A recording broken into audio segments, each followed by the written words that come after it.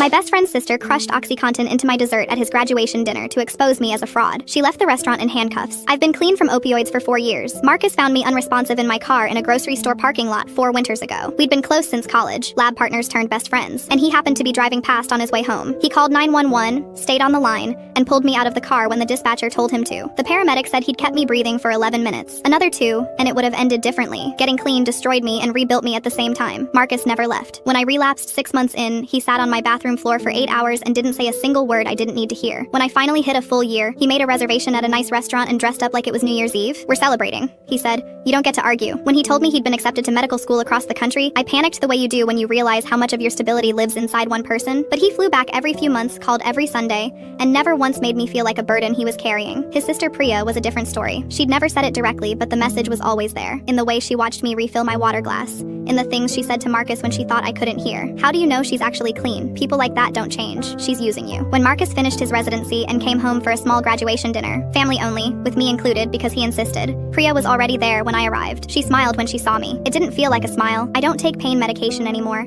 Not even ibuprofen without checking with my sponsor first. That's not fear, it's structure. I know what I'm built on. Marcus had told the restaurant ahead of time, and they'd agreed to flag my plate. No modifications, no substitutions. The yellow flag wasn't on my dessert when it arrived. I noticed immediately. I didn't eat. I quietly asked our server whether anything had happened to my plate between the kitchen and the table. She went pale, excused herself, and came back 2 minutes later. "Your plate sat at the side station for a few minutes. We're not sure why." I didn't accuse anyone. I just set my spoon down. Priya noticed. Her jaw tightened. She leaned forward. "You're not eating." "I'm full." She glanced at the plate. "You should try it. It's supposed to be really good." That wasn't concern. That was anticipation. Marcus was talking to his mother across the table. I reached into my bag and checked my phone. I'd been recording since we sat down. Old habit from a therapist who once told me to document situations that made me feel unsafe. I said clearly enough for the table to hear, "Priya, did you do something to my dessert?" The table went quiet. She laughed it off. "What are you even talking about?" Marcus stopped mid-sentence. I set my phone face up on the table. Then I asked the server to bring my plate to the manager and request a full check. Priya stood up. "This is insane. She's paranoid. This is exactly what I've been trying to warn you about." The manager returned 11 minutes later. He came directly to me. "We found a substance in your dessert that shouldn't be there." No one moved. Priya started crying before anyone said another word. "I was protecting you. You don't see what she's doing to you. You never have." Marcus's voice went completely flat. "How did you know what to put in it?" The question landed like something breaking. The manager had already called the police. When they arrived, Priya offered to have her bag searched, maybe thinking it would clear her. They found 2 prescription bottles inside.